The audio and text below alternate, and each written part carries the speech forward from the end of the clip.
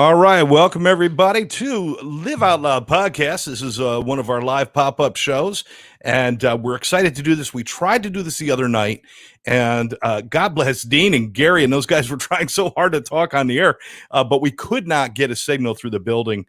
So we just wanted to definitely take a few moments and talk to Dean Summers tonight about the big concert that's coming up this weekend.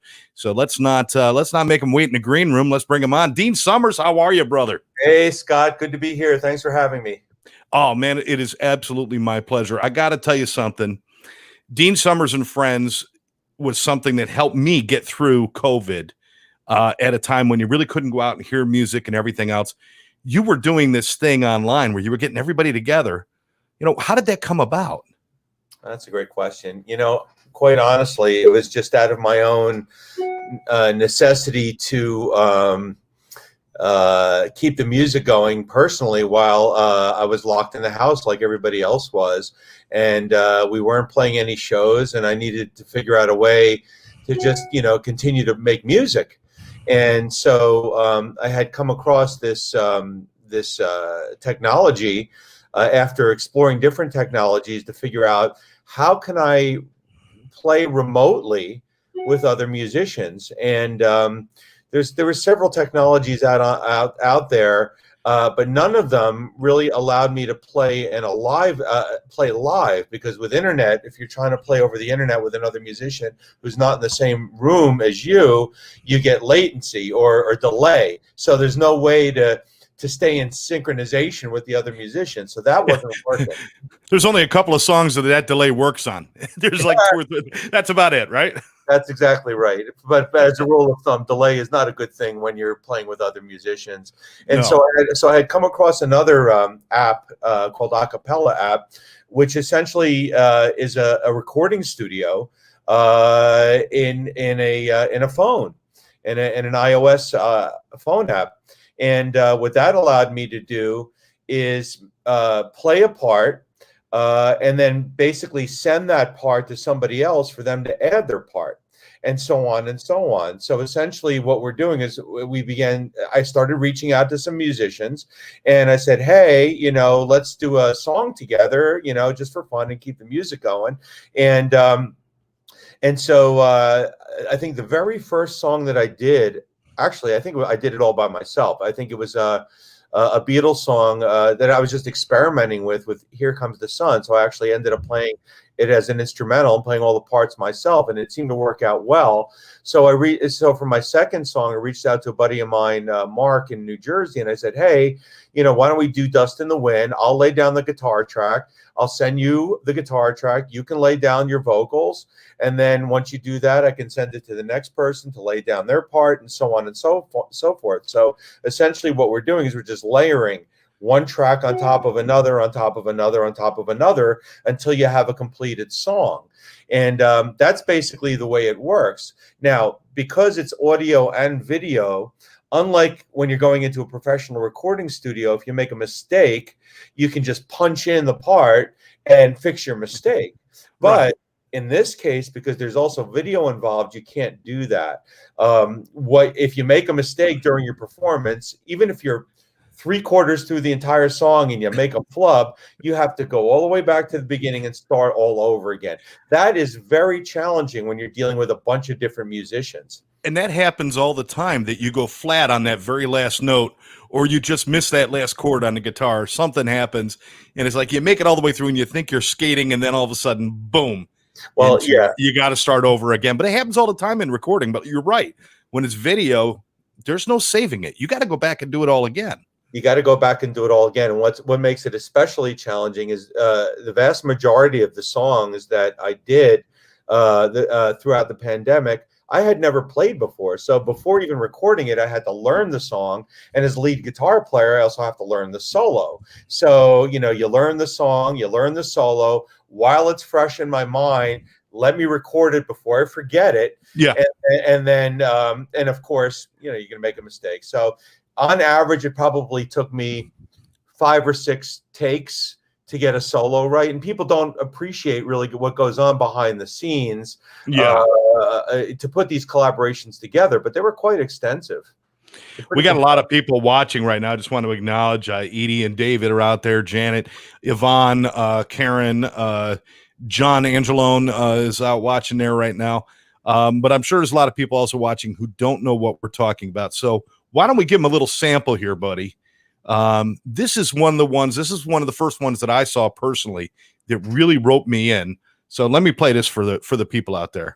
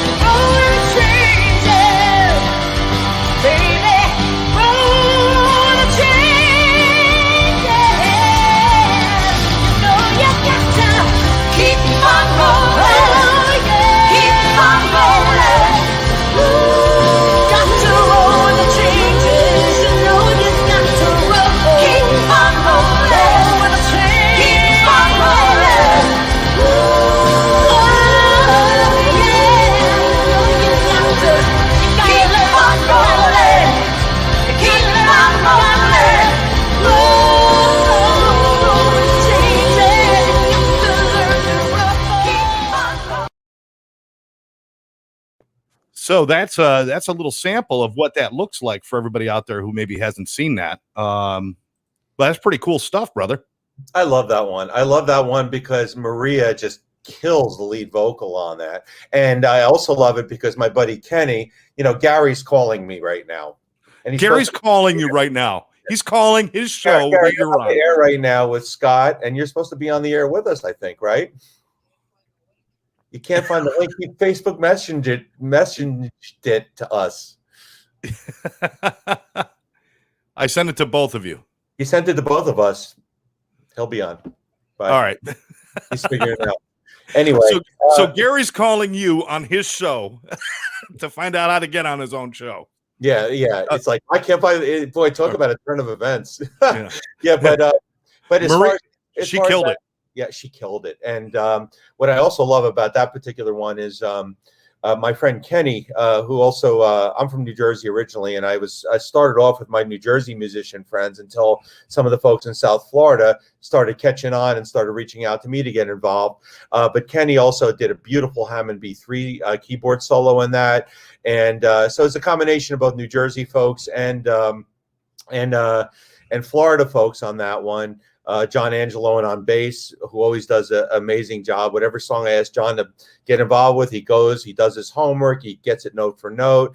And so, yeah, there's some real talent on those. But, I only did this for my own head, just for my, hey, there he is. Hey, brother. I found it. You found it. You found us. I found it. All right. Yeah. Here we go. Go ahead, finish what you're saying, Dean, because that was really good. So while Gary's getting situated, what I was saying is that I only started doing these collaborations just for my own personal mental health to keep me busy during the pandemic. But as I started posting them, the feedback that I started receiving was just absolutely tremendous. People were like, "Oh my God, you made my day. You're helping me through the pandemic." And I started getting hundreds of these comments and thousands of views, and realizing, wait a minute, this is much bigger than I thought it was going to be. And now, and all of a sudden, I felt I sort of shifted from something that I was doing just for my own personal benefit to something that I felt that I needed to do as a form of giving back to everybody that I saw that it was helping. And so I sort of put this self-imposed pressure on myself. Let me see if I can produce one of these collaborations every 2 weeks, which is a lofty goal, because when you're dealing with multiple musicians, you have to rely on their timelines. And doing something every other week is very, very difficult. So what I had to do is actually get multiple projects going at once, because you never knew how long it was going to take for somebody to send me their track back. So over the course of COVID, I think I produced something between 32 and 35 of these remote collaborations in total. Wow.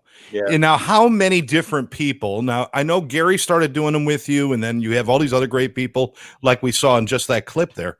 How many different musicians did you work with totally? Do you know? Yeah, well, I don't know the exact number, but I think if I were to estimate, I'd say probably about 22 to 25 musicians in total. Wow. And I have to say, as they continued to grow in popularity, I began to get a lot of inquiries from different people to get involved. And it was just impossible to say yes to everyone. So I felt badly that I had to say no to a couple people, but we got into sort of this groove where it's also a learning curve. You have to learn how to use the app, and that takes time. So it sort of gravitated towards the people who started doing it with me were the people that I sort of called upon in the future. But I did want to break up the singers because there's just so many great singers out there, and I wanted to try to utilize as many of them as possible. And so that's kind of how it all worked out. Now, It also Gary, got to the point. It also got to the point where people like this guy over to your I guess your left or wherever, or your right. You can't hear me? no, I got you. I got you. I was Okay, pointing to myself. well, actually, I'm talking about me. Would do one Oh. and have so much fun doing it that they would, call him up and say, "Hey, listen, why don't we do this song? Hey, let's do this song. Why don't we do this song?" Well, that's a really good point that Gary brings up, because for the most part, the song choices were pretty much ones that I felt that we should do, but we did get also a lot of requests for other musicians, and we accommodated those as well. So it was a combination, probably about 50% of the song choices I came up with, the other 50% other people came up with. But I had one prerequisite as it related to the songs that we were doing. Actually, several prerequisites. A, it has to be an epic classic song from the 70s and 80s that everybody that withstood the test of time, that if we put it out there, as many people as possible would be familiar with that song. So it has to be a timeless, epic classic, and it also has to be in the rock genre. Classic rock genre.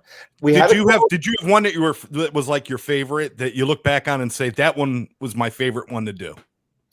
Yes, I have a couple favorites actually. I would say my number one favorite was "Funeral for a Friend, Love Lies Bleeding," only because the instrumentation on that song was very challenging, and I'm all about challenges. I'm just a right. I'm just a restless guy. I need to be challenged. I need to challenge myself. So that song represented a lot of challenges because, number one, the limitation of the app that we were using to record the songs are only 10 minutes long. Funeral for a Friend, Love Lies Bleeding goes longer than 10 minutes. So we had to figure out how we were going to make that happen. So we actually ended up doing it as three separate projects that I had to import into my editing studio and edit it into a single project. So that was challenging. The instrumental portion of that song is just so much fun. And the harmonies and the vocal harmonies are also exceptional. So that was another prerequisite. It has to have strong vocal harmonies. I love vocals. I love harmony. So so that was important. We made a couple exceptions that kind of went out of the 70s and 80s genre. And the reason I love 70s and 80s, well, that's the era that I grew up in. I graduated high school in 79. So 70s Right. and 80s were really, the genre. We made a couple exceptions. We did a couple more current songs. We ended up doing Shallow, for example, from the movie A Star Is Born. So that's a more current song, but I just thought it would be a really fun song to do. And so we ended up doing that. And I think maybe one other more current song. But the vast majority of them were epic, classic rock staples, if you will. You threw a Christmas song in there somewhere too, didn't you guys? I forgot about that one. Yeah. So it was interesting because Dave Webster from Mr. Nice Guy, he began to do some of the drum parts for my collaborations, and I was over his house, and he played me this track. of Little Drummer Boy that I had never heard of before. I never heard that arrangement, and it was just so cool. I'm trying to think of the artist now that did the version that he played me. It escapes me right now, but it was just a really sort of upbeat, very hip, very modern take on Little Drummer Boy. And the song had multiple drummers in it. Yeah. And it was a live version. And he says, and Christmas was coming up. And I had said to him, I really want to do a Christmas collaboration, and I'm not sure what. So he played me that, and I'm like, you know what? This is perfect. But it scared me because it had multiple drummers in it. So I said, well, we're going to have to do this with multiple drummers to stay true to the song. So that song actually ended up having 3 drummers in it. Dave playing a drum kit, and Greg Sherman, who also appeared on a lot of the collaborations, who's I love Greg. He's an amazing guy and a great drummer, and he's a sweetheart. And so what I ended up doing is we need a little drummer boy for Little Drummer Boy. And I envisioned somebody playing a marching band snare drum.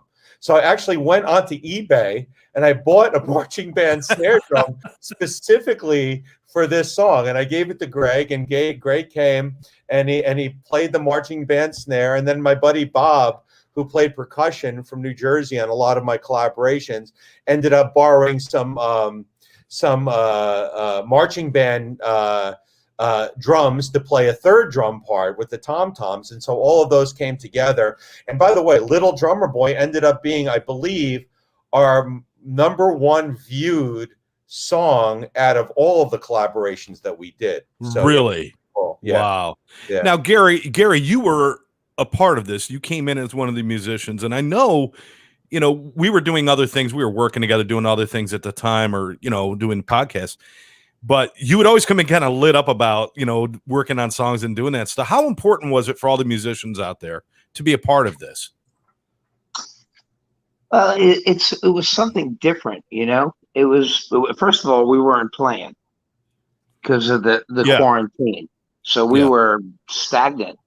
And then all of a sudden we see California Dreamin', and Here Comes the Sun, and all these things. And that basically, I knew Dean from before that. He was working with Eldad, and he was with Ariel and doing the Pat Benatar tribute.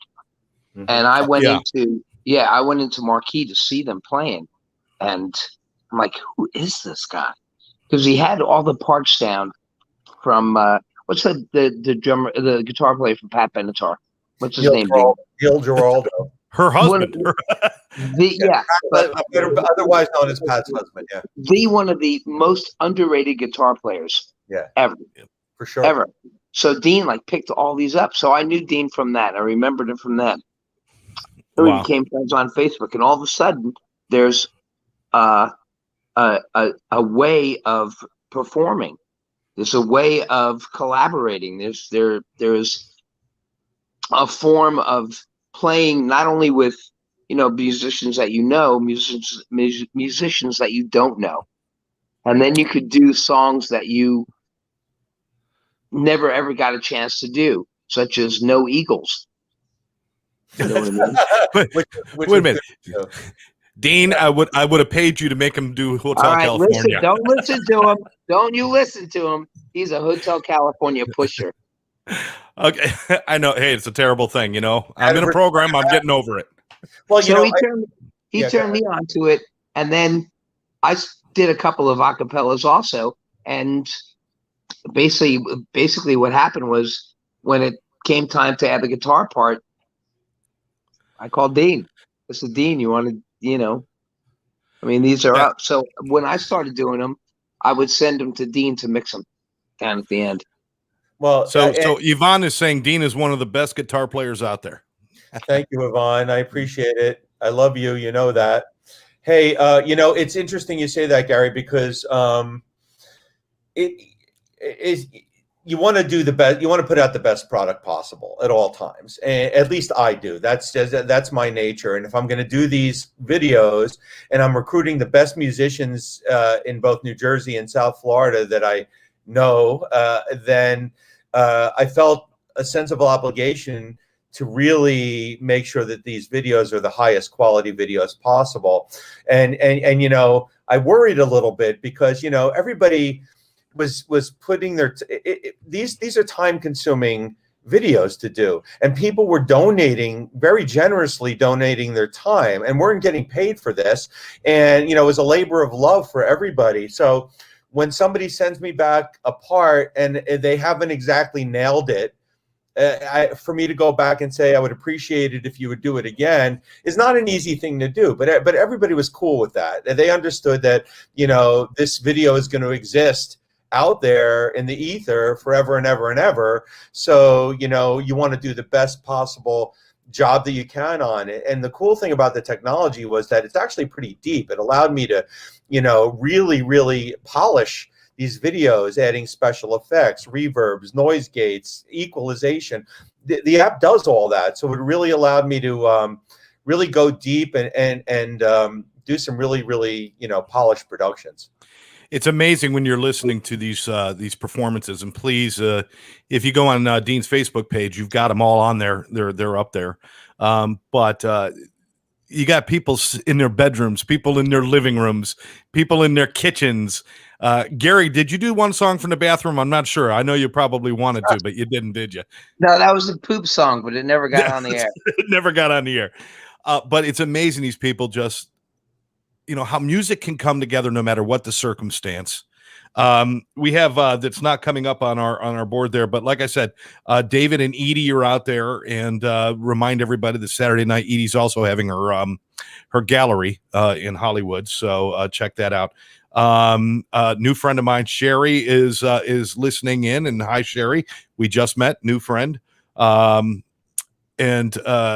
these guys are all commenting how much they enjoy this stuff and how there's almost a blessing coming out of this, because you're working with musicians you might have not worked with before. Is that correct? Oh, absolutely. Well, it's even more than that. It's the new friendships that developed out of these collaborations. And, you know, there's nothing more precious than making new, beautiful friendships. And so I feel totally blessed. Yeah, because to be totally transparent about it, you know, I didn't know a lot of the musicians that ended up performing on these songs until I started doing the collaborations. And you know, from those we developed relationships and we developed close friendships. So I'd say that the real silver lining here is all of the beautiful friendships that came out of doing these collaborations. Once the collaborations were out, and once what word got out, and people started coming to me and asking me to get involved, you know, that was a real blessing. And what's come out of that, obviously, is this live show that we're doing on Saturday night. When we were doing these collaborations, I never for a minute thought we were all going to get together, all of us in one room, and perform these shows live. And that's what we're here to talk about tonight. Yeah. You know, because we want to move into that. There's so much going on this weekend. First of all, Gary and I live, LOL live at noon on Saturday. We're going to be in the studio, right, Gary? You're going to be in the studio. Yeah. And what time are we supposed to be up there, Dean? Well, the show starts at 7 o'clock. We've got a 5 o'clock sound check that's supposed to be done by 6 o'clock. Load-in starts at 2 o'clock. Keyboard players and drummers, I want to try to get them there as early as close to 2 as possible. You just don't want a lot of pressure when you're doing a sound check with 15 musicians. You got to make sure that the monitors are all working. Everybody has their personal mixes. So it takes time. So. Yeah, you don't want stress. You don't want stress beforehand.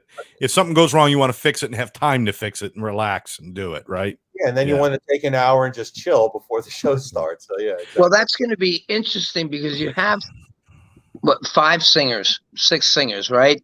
Right. So you've got everybody with different ears for monitors. So that's going to be like, it's going to be an interesting situation. You We're gonna know, have- somebody coming up and you know, checking the monitor and saying the monitor is good, and then somebody coming up and saying, well, it's a little muddy now, you know, I don't like it so much. And then you have another singer coming up and saying, well, you know, I kind of like more high end on my monitor. You know, they're going to have we're pretty much going to have to just work with what we have the best way that we can, which we've done before. Yeah, for those people who don't know what a monitor is, a monitor is essentially a speaker that faces back towards the band so the musicians can hear what they're playing and what they're singing, because we can't hear what's coming out of the main speakers that's in front of us. So we rely on those monitors to hear ourselves. And because we have so many musicians, there's actually going to be, to my understanding, 12 individual monitors on the stage just for the musicians. And within each one of those monitors, each musician can have its own sort of personal independent monitor mix the way that they like it, and those things take time to put together. And before, they had these nice, beautiful monitors. I mean, back in the old days, somebody had to stand in the audience and repeat back what you were singing just so you could hear yourself. So that was back in the old days, right? That was when most musicians knew sign language.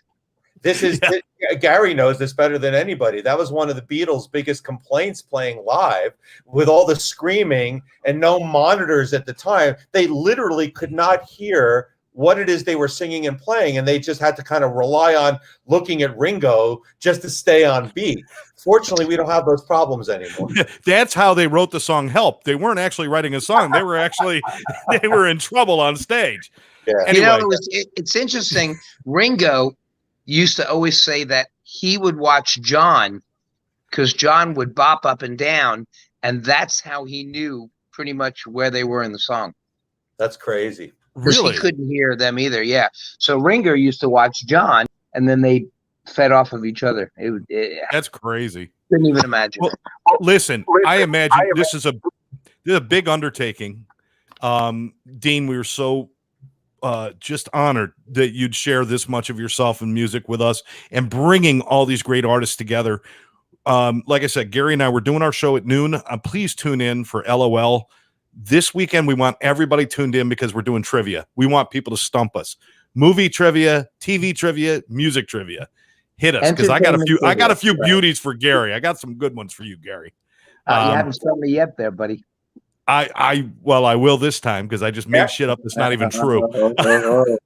Gary's excellent when it comes to trivia. He and I took a long drive up to Ocala together, and Alexa, which I happen to have in my car, has a music trivia game. You pick a genre, and she plays a song snippet, and you have to guess. If you guess this song, you get 10 points. If you get the song and the artist, you get an extra 10 points. And Gary was just bam, bam, bam, bam, just banging it right out. I do this every week for a job. Every Friday morning, I'm doing music with people, and I'm doing name that tune. But anyway, we're going to be doing that. I want everybody to join us. What? There's something that I just got to say with this too. With the both of you, we have this. Scott, a lot of time it happens with you with the Smothers Brothers and things like that. With Dean and me, we bounce off trivia all day. The whole time that we're together, we talk about the Beatles, Queen, right, all kind of classic rock artists, and the trivia just gets bounced back and forth. It's really interesting to have somebody that you're that close with, to have the same kind of. I mean, maybe that's how you get that close relationship, is because you have that much in common. But it's fun to bounce off all of that classic rock trivia, and to be able to continuously go on and on for hours, having fun talking about things that you're just both interested in. Well, Gary, absolutely. I think if you recall, Gary, I think our original connection that really got you and I tight was our mutual love for early obscure Queen, which a lot of people don't know that music. You and I do, and that was great. Well, I was lucky enough to see Queen with Freddie Mercury, and it was an absolute blessing to see that man perform. But We'll cover all that this weekend. What we're talking about tonight, really, Dean, is about you and your people. You are going to be, and it's been scrolling across the screen the whole show we've been doing here. It's this Saturday night at 7:00, Sport of Kings Theater at the Gulfstream Park.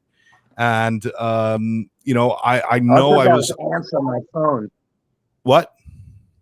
So I thought that those were ants on my phone. Never mind. No, that's a scroll. Trying to wipe them off. This is high class programming, Gary.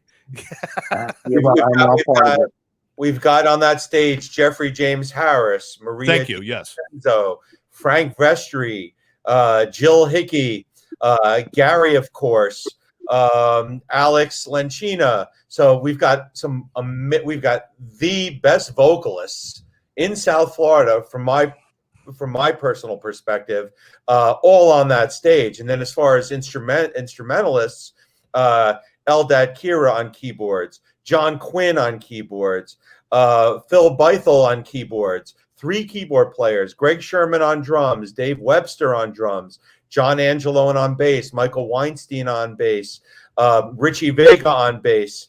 And I think that pretty much covers everybody. Man, if I miss somebody, I'm sorry. Yeah. Myself, obviously, but I think those are all the musicians that are going to be performing. If I miss somebody there, my apologies. Live Out Loud Productions are going to be there. We're going to come up with something special so that if you're not there, we're going to make sure nobody misses a thing. It's going to be great. And by the way, if Michael Weinstein is watching right now, I caught you try to photobomb when you guys were doing your video the other night when it wasn't working. I still caught him trying to get in the background and photobomb, but it was badass, brother. It was awesome. It was awesome. So that's this Saturday night. Again, it is Dean Summers and Friends live, and that's at Gulfstream Park. It's at 7:00. I know there's still some tickets available. Really, Gary? I know there's still tickets available to get in, and I just look forward to it. How can you sum up the excitement of something like this, Dean? I mean, you never imagined this. This wasn't what you set out to do.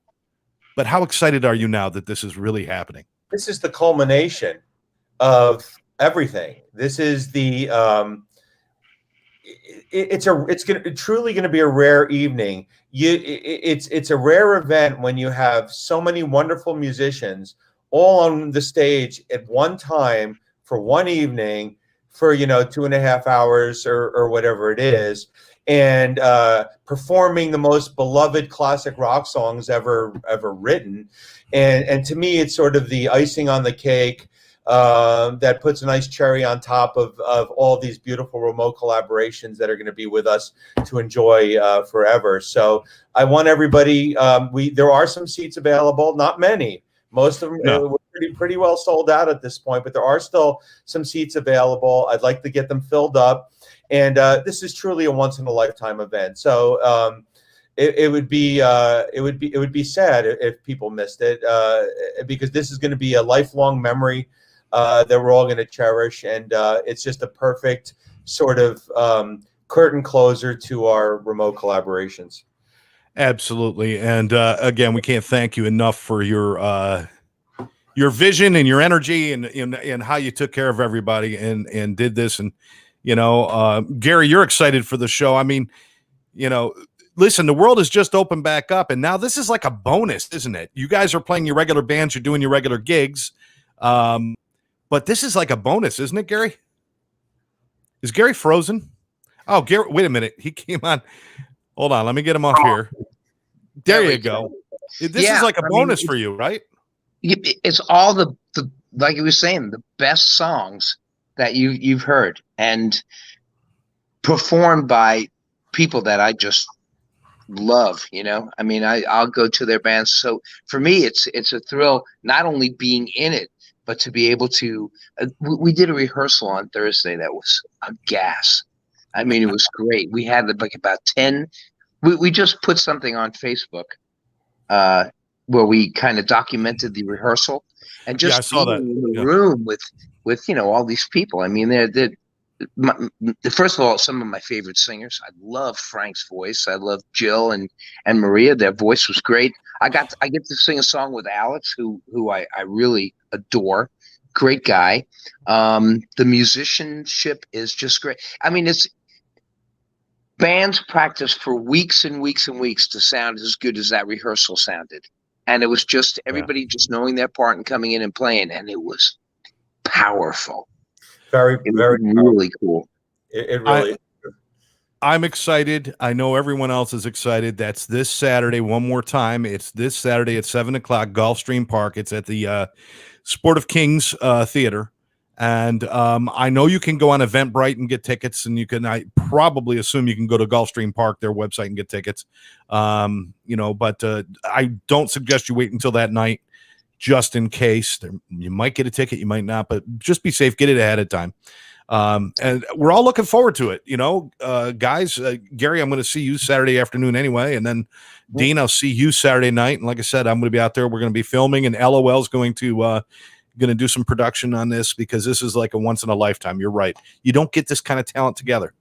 And you know what? And I'll just close by saying the honor is mine. It's my honor, because I didn't know a lot of these wonderful musicians down here in South Florida when we first started. And when I first started these collaborations, and through the collaborations, I started, working with them, and the friendship started,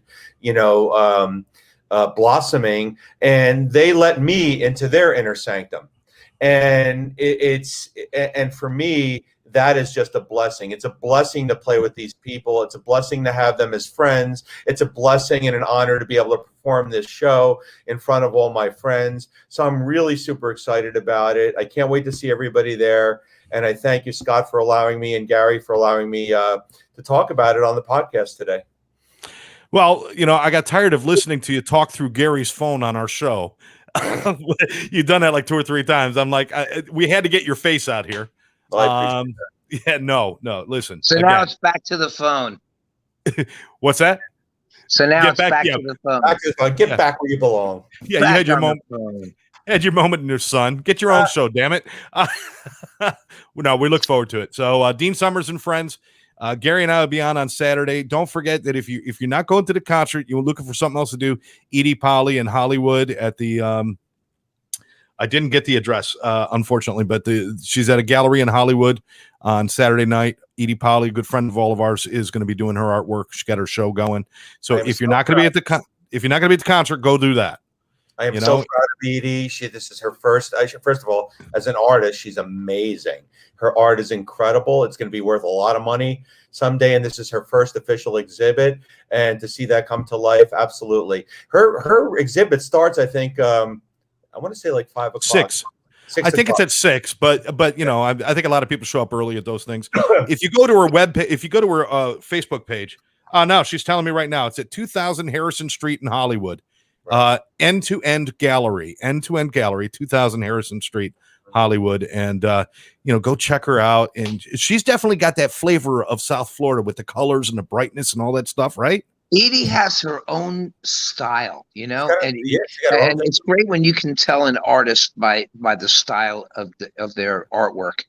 I mean, it's just something totally different. You look at it, is what makes Edie such an individual. She's a rock star. Edie, I'm going to need a piece of your artwork for my studio at home here. We got one at the studio down at the office, but we need one for my studio here. So let me say one thing before we close this up. Dean, got to give you a lot of credit, you and Lori, for all of the work that you're putting into the show. I mean, it's not just getting musicians together; it's arranging the rehearsals. It's putting, like today, there are all these text messages flying back and forth. I'm working and I'm hearing pink, pink, pink for all these text messages saying, can you send me this? Can you do this? Can you rewrite the set list? Can you tell everybody, basically should know what they're doing and where they're doing it, but we're musicians. So there's a lot of logistics that go. So it's not just Dean, playing the guitar parts. It's everything else behind it. So, I mean, nice job on that, and I hope you after this thing is over and it was all worth it, you get a chance to relax. Relax is not really in my vocabulary, but slow down a little bit is. So sure. I have a feeling that Dean, relaxing to you is probably being on stage, and just the moment when all the work is done. Now it's just time to play and be the music, right? Absolutely, Scott. I couldn't have said it better. There you go. Be the music. Be the music, Be. people. Be the music, baby. Be the music. Be the music. Be flat. Be sharp. I don't care. Be the music. But All don't right. be flat. This Saturday night, check them out. Check out Live Out Loud Podcast live with Gary and I Saturday at noon. Got a lot going on this weekend, folks. So if you're bored, it's your fault. And All tell right. people, tell them to tell 4 people, and go on Live Out Loud podcast and like it and follow it. And let's build up this momentum and get people listening to what other way do you want to spend your Saturday morning? There aren't cartoons on anymore. That's right. And we are cartoons. We really are. cartoons. We're about as intelligent as cartoons. There we go. We are cartoons. And I'm going to make a vow right now, Dean. Every member of every person who's in this concert is going to get a spotlight on LOL at one point over the next several weeks. We'll just pop in at different times. But we're going to highlight every one of them for doing what they're doing. So That's awesome. that's an incredible thing. All right. All right. We'll catch you guys next time right here. Thank you so much, Dean. Gary, I'll chat with you in a little while. Everyone else out there, be blessed, be happy. Let some music in your life, all right? See you Take care, Saturday, everybody. everybody.